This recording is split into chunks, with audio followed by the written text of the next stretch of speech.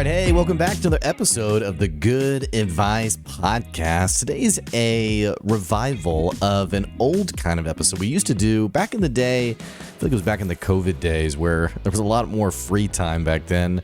We had a series called Sales Fails, and I used to tell people, I haven't done this as much in recent times, but I used to tell people that I had a folder on my computer that was called Stop Doing This, with all sorts of the absolute worst practices in the sales world, things that were so silly, so stupid. Many a story have been told of some really rough sales pitches that have been given to me.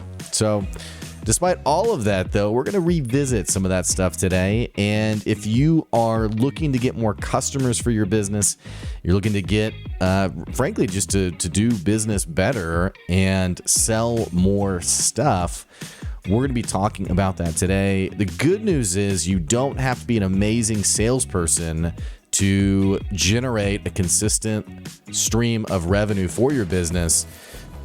You got to just be a little bit better than what other people are doing. So all that and more is on the show today. But before we dive in, here's a word from one of the amazing businesses that sponsor the show. We talk to all sorts of business owners on the podcast, and one of the most common trends is business owners who just, for whatever reason, didn't fit in the corporate environment. A lot of entrepreneurs are seeking something, they're seeking an answer, and they're trying to figure out the simple question of, how do I fit in the world? And more importantly, is there a way to make a living that doesn't involve the traditional 9-to-5 job? One of the biggest pieces of advice that I give to entrepreneurs is, hey, you got to learn about who you are, what drives you, your motivation. That's why I want to tell you about this book, Your Turning Point, 33 Questions for Transformation. I love the impact I've been able to make through Good Advice and the Good Advice podcast, but that would not have been doable without taking an honest assessment of who I was today and who I wanted to be tomorrow. Go to the website, the33questions.com, and get yourself a copy of Your Turning Point by Stephen J. Blank, and let's continue on this road for transformation together.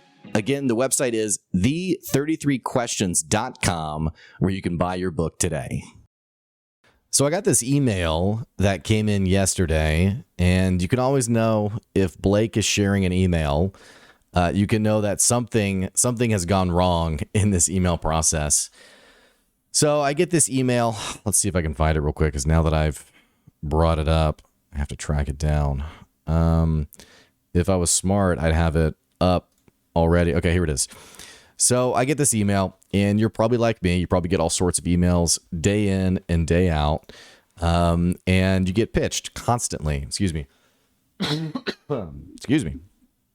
You know, you're getting pitched constantly. This is true also on social media, by the way. I was talking to a guy who he was saying that he was frustrated because LinkedIn would not let him message people without first connecting with them. And he was like, this is kind of a bummer. Like, what's up with this? Like, why doesn't LinkedIn let me? And actually what he was complaining about was he was saying, you know, if I pay for LinkedIn Premium, which I think is like $20 a month or $30 a month, it will let me message people. So this is kind of unfair. Like, how do I get around this? Why can't I just message whoever I want? So he asked this question, and I was like, well, you know, there are some ways around this, which I'm not going to talk about on the show. But what you need to know is this is absolutely one of the most obnoxious things you can do on LinkedIn. No one likes getting messages like this. No one likes receiving messages like this. And also, I get this on Facebook too. And what kind of drives me crazy about these messages is someone sends like the generic message, and then you don't respond to it. And then it's like the implication. This is, by the way, if you've never listened to the podcast, this is going to make me sound like a huge douche. And I don't mean it this way, but I really don't like the implication of friendship on a message where they DM me, hello, it's great to meet you. Here's my pitch. Here's how I can help you. And then they follow up with, Blake, is everything okay? Or Blake, are you all right? You know, hey, Blake, just making sure you're doing okay because I haven't heard back from you. And I'm like, I've never, ever in my life spoken to you before. Like, we've never had a conversation. The trust isn't there. And this, by the way, for those of you who aren't too savvy in the sales world, there's a lot of psychology that goes into sales. I mean, the psychology of sales involves many of a different types of habits that salespeople are told to do. Like, here's a really great example, by the way, just so I don't keep talking generically. One example of this is the implication of the meeting rather than asking for the meeting. So how someone might typically approach sales is they might say, hey, I'd love to show you my product. I'd love to talk to you about my service. Do you have any time that we could meet in the next 2 weeks? And this is just like a pretty typical message someone might send. Well, what they might do is they're basically asking for permission to meet. Like, do you have time for us to meet? Well, through this whole psychology of sales, what someone might do instead, or rather what people are often taught to do, is to imply that the other, and it's this whole thing about like power and control and who's controlling the narrative. And by the way, especially in the consulting world, this gets very obnoxious because there's this whole conversation about being like maintaining your prestige, I guess, as a salesperson. And we kind of get this, by the way. We know in sales that we don't want to come across as desperate. We know that if you chase too hard, then you do seem desperate.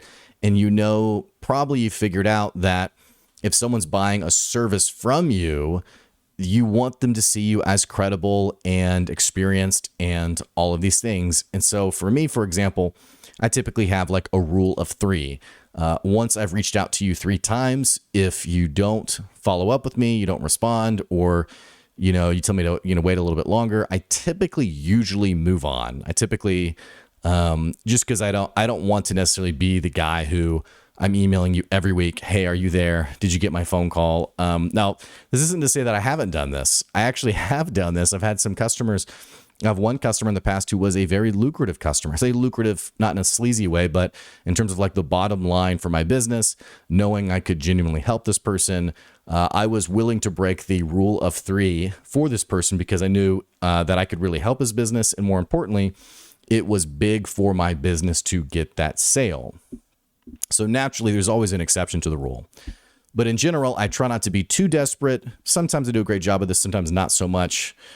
Which, by the way, if you if you are awkward in sales, if you mess up a sales call, just know that that's normal. You're in good company. Like, this stuff is hard. It's not easy. But getting back to the point, what will typically happen in this whole conversation, or rather this training around sales psychology, is how do you maintain your authority and credibility?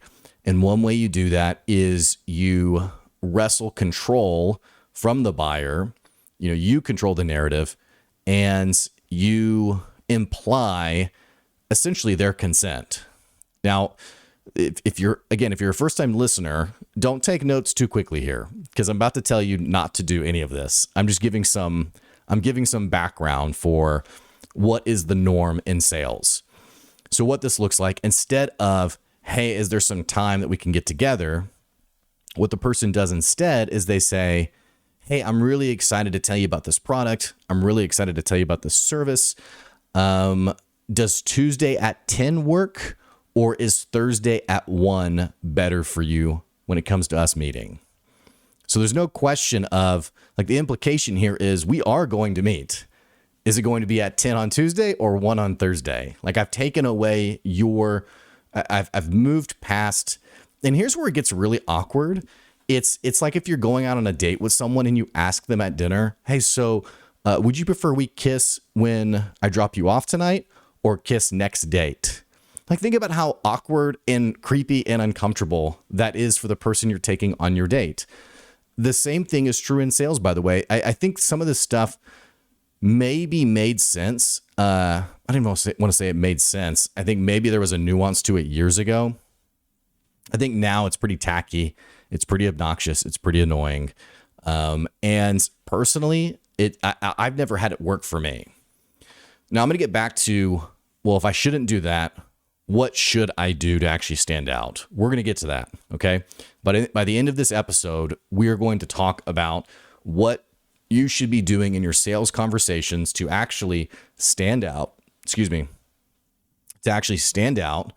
get people interested, to at least get people intrigued enough to either respond to you or follow up with you, All of these things, we're going to get to that by the end of the episode. But before we do that, we need to blow this conversation out a little bit and talk about sales for your business. Now, I am convinced that the number one skill you need to learn to be, now you could probably rip up another episode and be like, well, Blake said this was the number one thing. So in the sake of the episode, I'm going to say the number one thing, but you can just know it's definitely a top 3 for sure. The number one thing you have to be able to do for your business to take your business to the next level, the number one thing you have to learn to master is sales. I say this because we live in a time where there has never been a greater access to your services and your competitors than now. If I find your business in a moment, I can Google 10 competitors. In a second, I can find 10 competitors. And we live in a time where there is so much of an access to resources, logo creation, which, by the way, a lot of the stuff is now even AI generated. Logos, website, services listed, phone number, bookings online, all of this stuff, which maybe 5, 6, 7 years ago would have been a differentiator. I mean, not a website, but maybe booking directly online. These are things that are now so commonplace that at first glance, more often than not, your business looks like literally just like any other business. I mean, I have a few different services that I do. If you Google SEO Northwest Arkansas, you are going to see 50 different businesses that all talk about delivering results. They're all going to have testimonials. They're all going to have reviews. I mean, all of those things are going to be present. And these, by the way, these are things that, again, they would have been differentiators several years ago. Now they are the norm.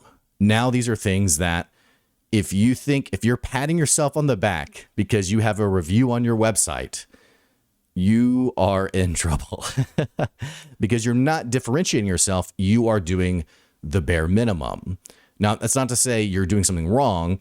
It's basically saying if I was going to sit down with someone and look at their business, look at their website, I would say, hey, at a minimum, you need to have these things. And it's kind of like I was in a conversation with someone who was getting really PO'd at this customer service rep. Who this person was, it was like at a Best Buy or something. I don't know where this was, but I was standing behind this person, and this person was like trying to return something, or I can't remember what the details were, but the customer service person like just was not getting it, like was not understanding it, was like, oh, sir, well, our policy, like just was not understanding. And the guy right in front of me got rightfully pretty pissed off, got pretty angry about it. And angry is not the right word. He wasn't like screaming. He just was like, lady, like, listen to me. You're not hearing me. Well, he says something like this, and the person says in response, the person behind the desk says in response, well, sir, I'm just trying to give you great customer service. And the guy responds, he goes, no, you are giving me customer service. It is not great customer service. And I want to pause there. I want to pause there for a second and unpack this, because there is a difference.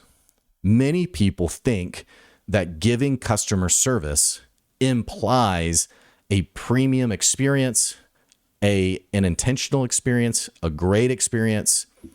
But if I could tell you how many businesses have told me the reason they think they're great is because of their customer service, I mean, this is a common thing that I hear from people, and yet so few businesses are actually delivering incredible customer service. I don't think necessarily that Good Advice delivers incredible customer service. I just know that is a priority for me. It's something that I'm always thinking about and iterating, and how can I do this better? Well, in the same way, we are often incredibly biased about our own outputs, about our own services. And so, you look at the website, I got the reviews, I got this, I got that. And you can know that more often than not, you actually aren't differentiating yourself. You are simply doing what you should be doing to at least check the boxes. So in the same way, when you think about your business growing, these things that would have helped you stand apart no longer have the same umph behind them. So how do you bridge that gap between truly different, between something that people want to buy from and everyone else? It's being a great salesperson. It's knowing how to sell. It's knowing when to ask for the sale, how to ask for the sale, how to follow the sale. And again, caveat here, disclaimer. I'll go ahead and tell you, sales is freaking hard. It is really freaking hard because there's so many levels of nuance to this. You will have people who they come to you, they will tell you, I'm ready to buy. I have the money right now. You explain the service to make sure they're on the same page. They're like, yes, that's exactly what I want. And when it comes to them actually paying the bill or putting down the deposit or signing the contract, they disappear.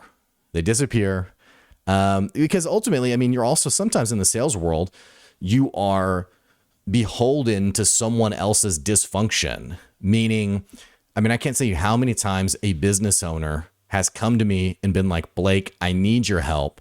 But they themselves are so dysfunctional that they can't even create forward momentum for themselves, much less have an outsider come in and collaborate with them on their business.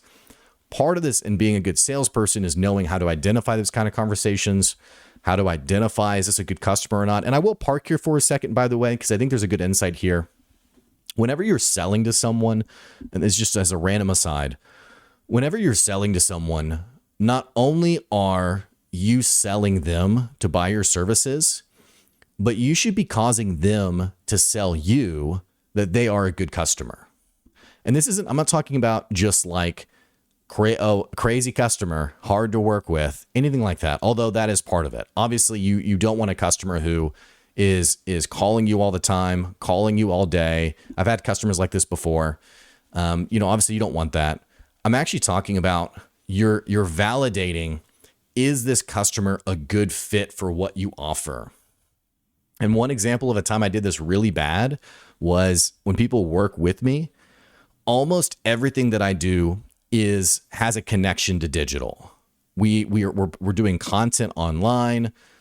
I'm using Google Sheets. I'm using a CRM tool. I'm using all this stuff online to collaborate with my customers.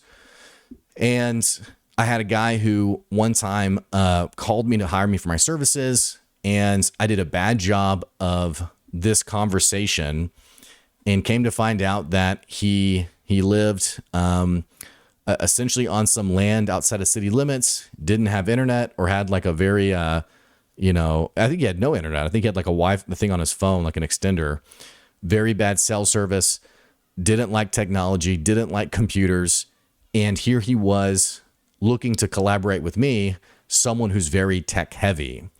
From the get-go, it's a bad match. It's not a good fit.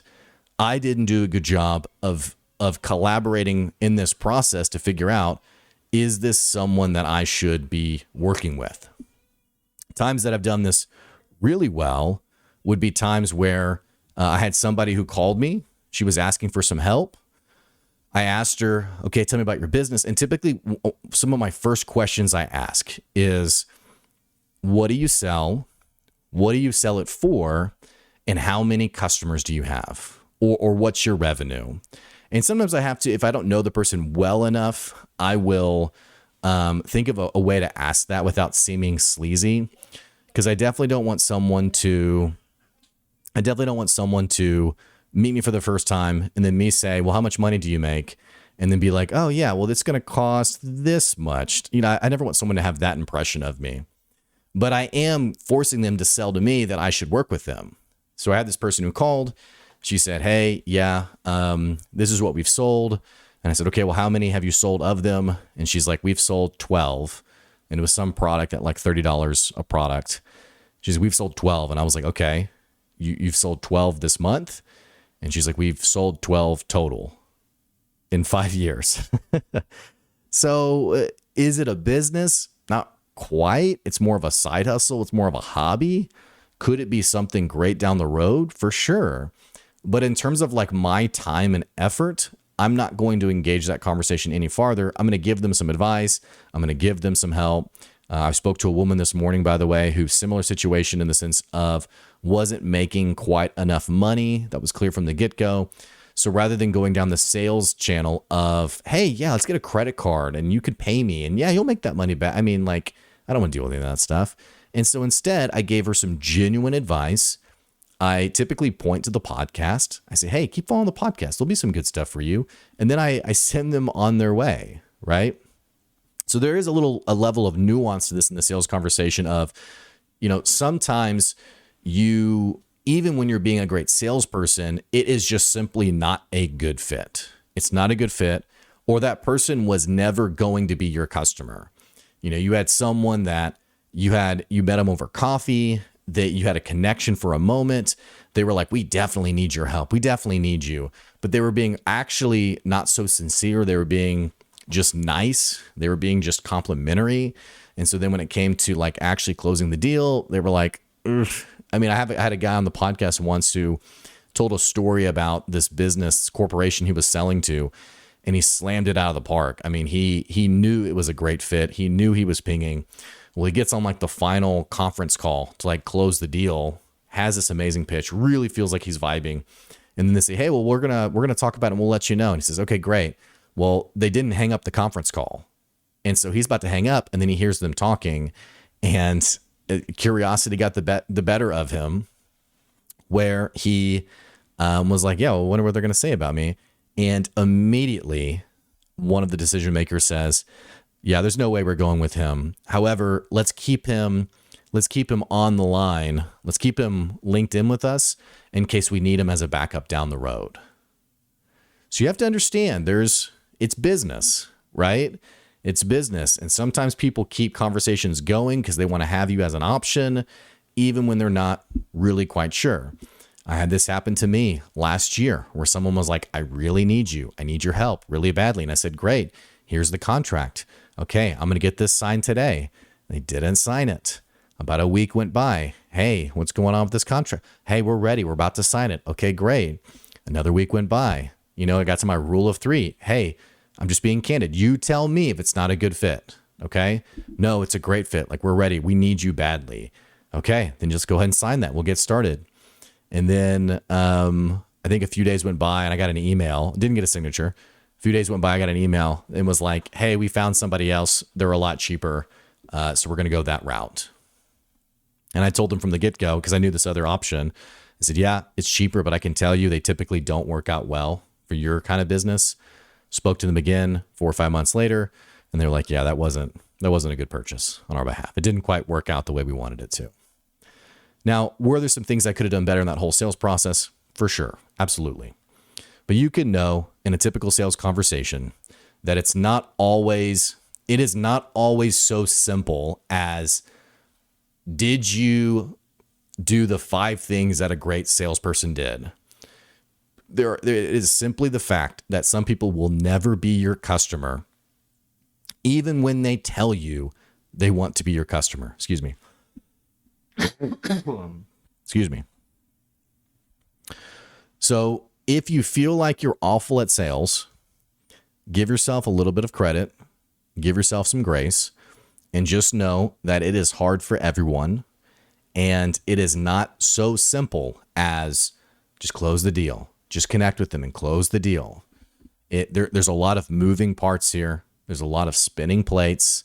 There's a lot of nuance to this. And so give yourself a break if you have flubbed it before. Having said that, I think I mentioned earlier in the episode that if you can learn to sell well, it will transform your business. I have a customer right now. She's a $250,000 business, and our conversation has been on her selling. It's, here's how you've been selling in the past. If you're going to elevate this thing, in fact, it's like a $300,000-$400,000 business. If you're going to elevate this thing, you have to learn how to sell. And your role as the owner of the business is going to need to shift into a sales-minded role, or if not just directly sales, brand building, which is a whole nother conversation. But let me give you some encouragement today. If you feel like you are terrible at sales, If you feel like you're awful at sales, I'll tell you two things. First of all, I'll tell you, you just need to get yourself into as many sales conversations as possible, because that is simply the only way you will grow. You need to be in these awkward conversations where you say your pitch or you deliver, they say, well, how can you help me? And you deliver the line and you mess it up. You stutter, you stammer over your words. Getting in those situations will build your confidence, and it will make it better for you. It'll make it easier for you to sell down the line.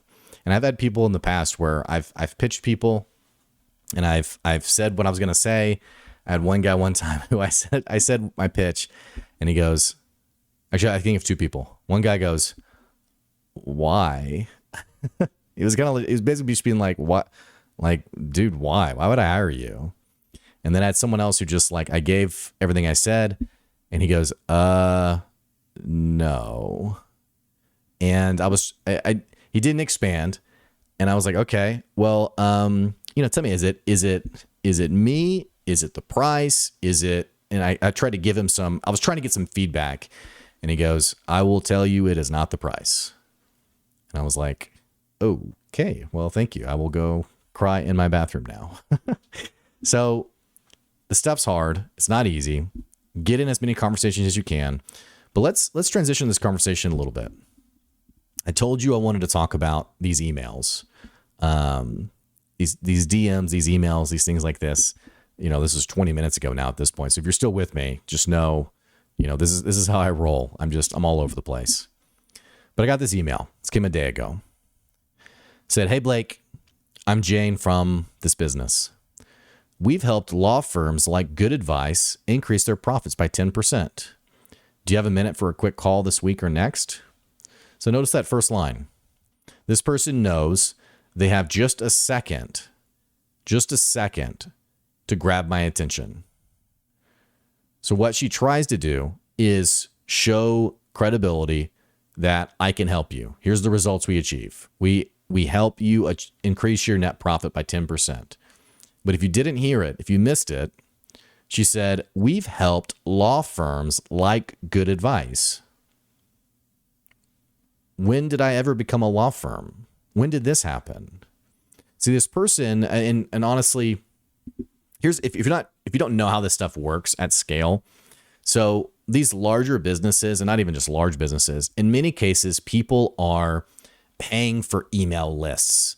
And so imagine how like Google crawls your site, crawls your page, and gets an idea of like, how should we rank your page? Like, how does that pan out with like SEO and like where you fall in like the Google search results?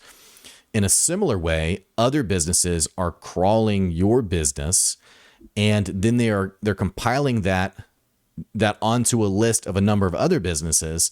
And then they're going to another business and they're saying, hey, I have a list of people who would be great customers for you. This list will cost you $1,000. Do you want to buy this list? I'm oversimplifying it, but you get it. And so the business says, oh, well, great. Yeah, we'd love to get your list. So they buy the list and then they give it to their salesperson and they say, hey, email all of these people. And actually, usually, by the way, it's usually actually not even like that, where like the person then emails those people. It actually nowadays, it typically goes into like an automated program within the business where you put in the email, you write the template email, and it gets fired off to those 1,000 people. And hopefully some of them respond. And in some cases they do. In some cases, this stuff works out. If it didn't work out, there wouldn't be a business for this.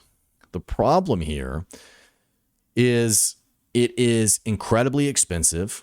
It is incredibly, I don't want to say it's time consuming. It's resource heavy, because when some of these people respond, you don't know who the business is. You don't know anything about them. You haven't curated a relationship. And so now there is so much momentum that has to be created to now take this business across the finish line. It's very resource heavy. So I got this email. I thought it was pretty funny. I thought, well, apparently I'm a law firm. It's not unlike another email that I got. Let's see if I can find this other one real quick. I got this other email from a woman named Jessica. She said, hey, Blake, We grow women-owned businesses to 7 figures with high-converting Facebook and Instagram ads. One of our clients in the coaching space earned an 11 times ROI, and I want the same for you. We'd like to offer 10 hours of copywriting services for landing, blah, blah, blah, blah. So are you ready to scale? Set up a time here. You get it. Well, so I get this email and she says, we grow women-owned businesses. And I thought this is really interesting because nowhere on any of my content do I identify as a woman. So I kindly responded and said, hi, Jessica, I am a man. Thank you for reaching out. Never heard back from this person. So, and this isn't the first time I've talked about this. I've gotten emails in the past where people have said things like, hey, Blake, actually, now that I mentioned this, I got an email just this last week. See if I can find it real quick. Here we go. Hey, Blake, I know you're busy and I don't intend to be a pest. However, I was looking at your website and I love what you do. It looks like you do career coaching, which I think is really great. Now, career coaching, these 2 words are found nowhere on my website. In fact, let's go to the website, goodadvicecoaching.com. Whoopsie. Goodadvicecoaching.com. Okay.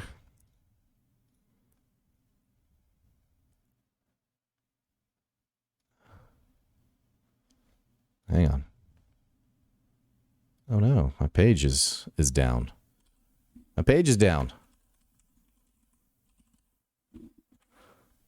Well, this kind of defeats the purpose. Oh, your domain is expired. Okay. That might be kind of an important detail. Apparently I need to pay my domain bill. All right, well, I just, for the sake of the example, I didn't even realize that I hadn't updated my domain, which is pretty interesting. But anywho, nowhere on my page does it say career coaching. Anywhere. In fact, it says something like Premier Small Business Consulting, scale your business in simple steps, get more customers, do business better, be a better leader. Like these are all things that are on here. Didn't say anything about career coaching. So I think it's pretty interesting then that this person emailed me and said, hey, I see you're a career coach. This person clearly had not done their research. So when we talk about sales, in line with this conversation about giving yourself grace, you don't actually have to be an amazing salesperson. You don't. You just have to be better than what is the norm. And the norm is cold email with the wrong business description, the wrong business name. I used to get emails all the time that was, hey, Blake with Good Gear Hockey. Not a hockey business, not a hockey gear business. So I get these all the time. The norm is the wrong business name, the wrong business service, not really knowing who I am and what I do, not knowing that I am not a woman, that I am in fact a man. You have to understand that this is the norm. And so when you think about getting better at sales, you don't have to be God's gift to the sales world. You just have to be better than what people are used to getting, which is the impersonal, incorrect emails that come into our inbox. I'll give you another example real quick. If I can find it real quick. Actually, I think it's in my other email. Let's see if I can go back here. Hang on. Okay, here we go. Okay, I got this email. This person said, hey, and I won't actually read the first line. It just says, I hope you're well today as we honor the contribution of workers across the country and pause for Labor Day. I want to tell you thank you for your continued support and loyalty. It's because of your trust and support that we're able to do what we love and make a difference in others' lives. No matter how you spend the long weekend, know we're grateful for valued clients like you who make our work possible and a pleasure. Have a great Labor Day weekend. Sincerely, blah, blah, blah. So this isn't a bad email, right? Somebody emailed me and said, hey, I want you to know how much I value you as a customer. That's great to get, right? And by the way, this is a sales email. Even if you're sending something to a current customer, it is a sales email because smart business people understand that it's not the one and done sale. And if that's your mentality in business, you are ruining your business long term. It's not the one and done. It's you're building the tribe, the raving fans. I'm curating an intentional customer experience so that this person buys from me again and again and again, not in a sleazy way, but because they love your business so much that they want to buy from you for life. And if it's not time for them to buy again, they're telling everyone around them to buy from you. That's the concept here. So I get this email, and at first glance, you might be like, hey, this is a pretty good email. Well, here's the problem. The email says at the start, hey, Blakely. Now, no one calls me Blakely. No one. Literally, no one calls me Blakely. Not even my wife. People call me Blake. My legal name, however, is Blakely. So what this tells me is that this person sent an automated email and that I am in their system. This is an insurance company, by the way. This insurance company, who I'm a customer of, has me in their system by my legal name, likely because, it's if you're going to provide someone legal insurance, you have to probably write their legal name on the document. So this person wrote my legal name into their business. And so then they fired off this automated email. What it tells me, it wasn't, when he says, I'm grateful for clients like you, they're not really saying that to me. It's an automated email. Now, before I go off the rails here, does this person care about their customers? Probably. Is this email genuine? Probably. You know what I'm saying? I don't think the person's Scrooge McDuck over here, thinking, I sent off this email, they're going to buy it. I mean, I think it's sent with good intent, but understand the difference here. Okay. Understand the difference between an automated template email that goes out to all of your customers. Thank you for customers like you. This is something I've talked about before, a major problem in the insurance industry. It's the mass-produced, stamped, signatured birthday cards, thank you cards, emails, what have you, that go out to all your customers. There's no intentionality. There's no connection. So on one hand, you have this email.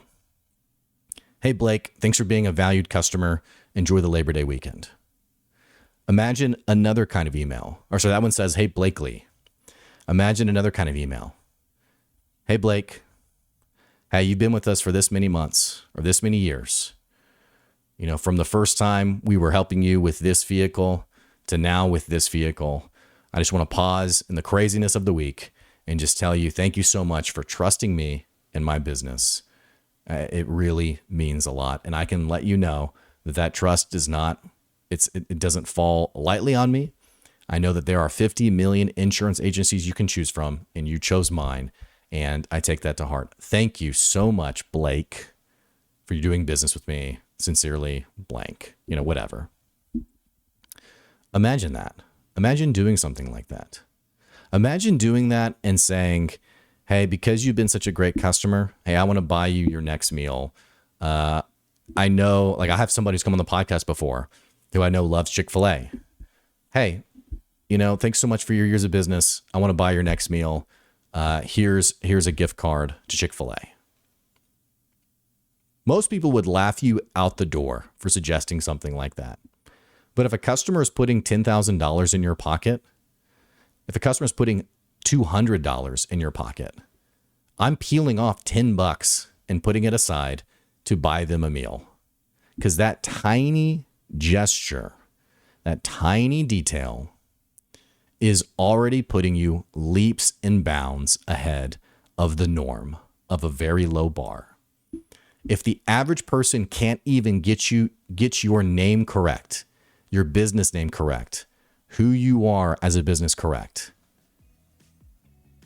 imagine how much farther you are in the sales game when you actually try, you actually learn about the business you're talking to, what's going on with them.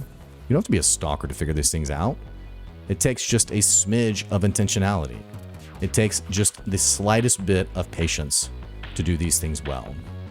So wherever you are in your sales world, Again, you don't have to be the best. You don't have to be the best.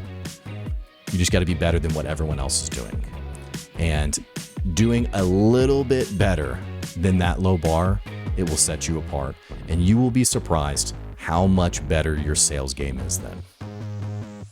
Hey, if you enjoyed this episode, thanks so much for listening to the podcast. Make sure you're following us, subscribe to us. If you need some sales help, you might want to reach out to me at blake@goodadvicecoaching.com or go to our website, goodadvicecoaching.com. Don't forget we have a Patreon. It's at patreon.com/goodadvice. And then also, if you want to advertise your business on the show, you can always reach out again to my email, blake@goodadvicecoaching.com. Those of you who support the business in that way, I appreciate you so much, especially those of you who listen to the podcast long term. I so appreciate your support. Having said that, let's get out there and sell and do better in the sales world. That's today's good advice. I'll catch you later. See ya.